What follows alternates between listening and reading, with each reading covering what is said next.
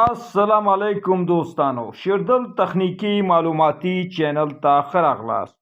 الله تعالی دې وکړي د صحت او عافیت جامه په تن ولرئ. زموږ د نن ورځې ټاپک او موضوع ده د موټر الټرنیټر جانیټر او ډینامو په رابطه باندې ده چې دا څلور واړه څه ته ویل کیږي او د دې ترمنځ فرق څه دی. نو دوستانو، زه غواړم په دې رابطه ستاسو سره مختصر لنډ او مهم معلومات شریک کړم. نو دوستانو، دا ویډیو مه مس کوئ، تر اخره پورې وګورئ ترڅو د دې مفیدو معلوماتو څخه ځانونه برخمن کړئ. نو دوستانو، راځو ټاپک او موضوع ته. اول راځو موټر څه ته ویل کیږي. موټر برېښنایي انرژي په میکانیکل انرژي بدلولو والا ماشین ته موټر ویل کیږي.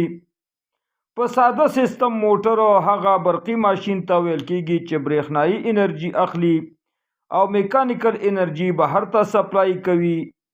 او موټر په درې ډوله دي چې AC موټر، DC موټر او دریم یونیورسل موټر. او دریم موټر ډیر مهم دی چې په AC او DC دواړو سپلای باندې کار او فعالیت اجرا کوي. دوهم راځو جانیټر څه ته ویل کیږي. جانیټر میکانیکل انرژي په برېښنایي انرژي بدلولو والا ماشین ته جانیټر ویل کیږي.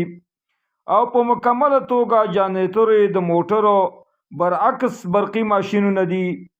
او جنراتور په دوه ډوله دي چې AC جنراتور او DC جنراتور.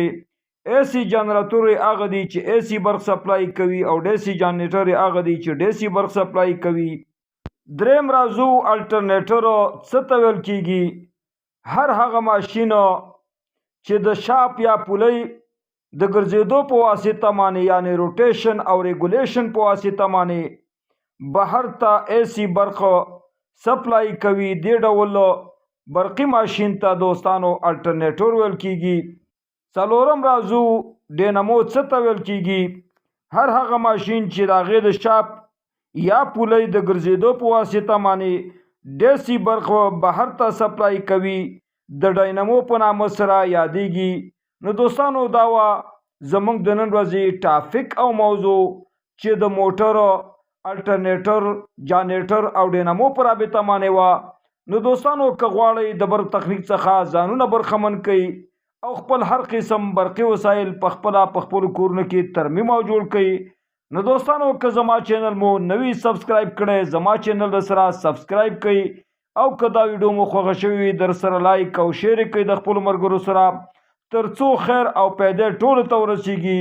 نو دوستانو، ستاسې د توجه او لیدو څخه یو نړۍ مننه. السلام علیکم.